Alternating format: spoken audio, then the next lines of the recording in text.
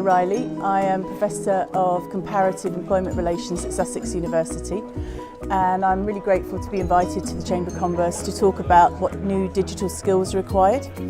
Up until now I've been running a 5-year project on youth unemployment in Europe, looking at how young people get jobs or not and why.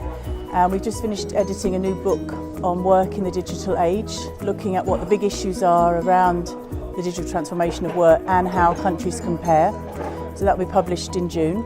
And some of the key issues coming out of that book are, first of all, what jobs are going to be lost, what kind of new skills we need, how does it affect productivity, because one of the problems are about the lack of investment in ICT, or the fourth revolution type of technology, and that doesn't seem to be improving productivity levels. So that's a big issue, and how it relates to skills. Secondly, what forms of new inequalities are emerging through this digital transformation.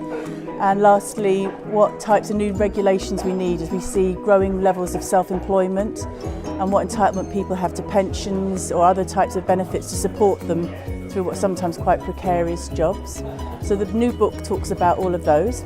And the second interesting thing I think coming out of the book is, where does the UK lie in terms of digital density? So if you measure it in terms of infrastructure, how companies use IT systems, how citizens use them, how government use them, and what level of IT skills we have in the labour market. The top 4 countries are Denmark, Finland, Sweden and the Netherlands, who are significantly better than a lot of the rest of Europe. And the question is why? The UK and Ireland come in not too far behind them. Germany's also in there, but other countries are right laggards at the very end, who are having a big challenges to face what the digital transformation means.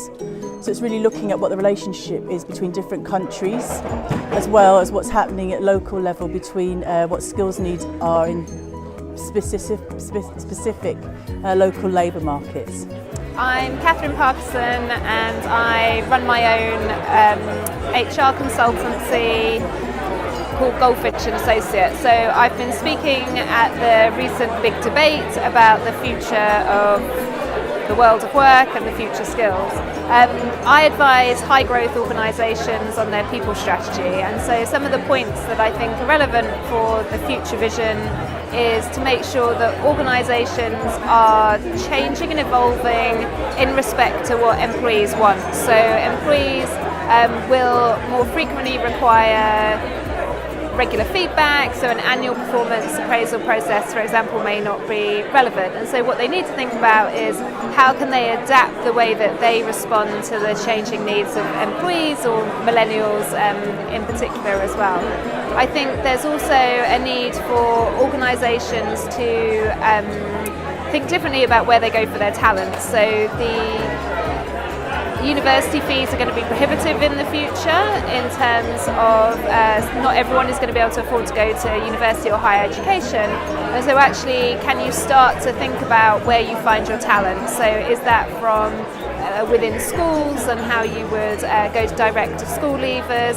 But organisations then need to appreciate that they need to grow their own talent, and they need to nurture them, and they need to think about the fact that they won't necessarily have the same leadership skills that they would otherwise have.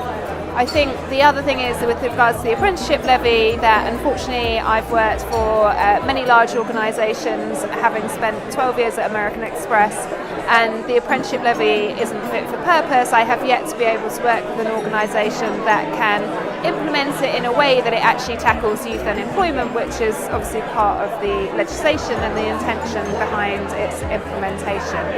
And then finally, I think a number of organisations and business leaders have a view that millennials are snowflakes, so that they're less resilient, they're less, they expect everything on a plate, and I think that has come about through the environment. So, you know, they've grown up in a world of Amazon Prime, or being able to have everything on demand, being able to ask questions. But actually, it's the responsibility of the business leaders to think about how they work with those people differently. And there are just as many tenacious, resilient millennials as there are of any other generation, and there just needs to be an appreciation that the world and the workforce are changing, and that leaders need to change and adapt accordingly. So we've been here today talking about Brighton Map, talking about skills, talking about the future of skills, and whether we're doing enough. And I think we've had quite a useful debate.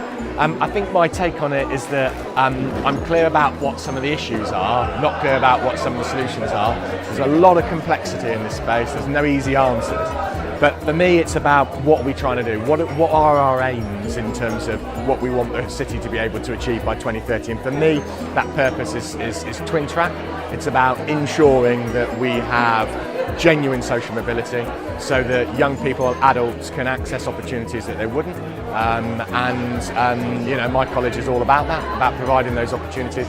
And then it's about productivity, and it's about linking how both the opportunities that are available for the citizens of Brighton and their ability to drive economic growth and development, how they come together. And that for me is where the skills piece really is.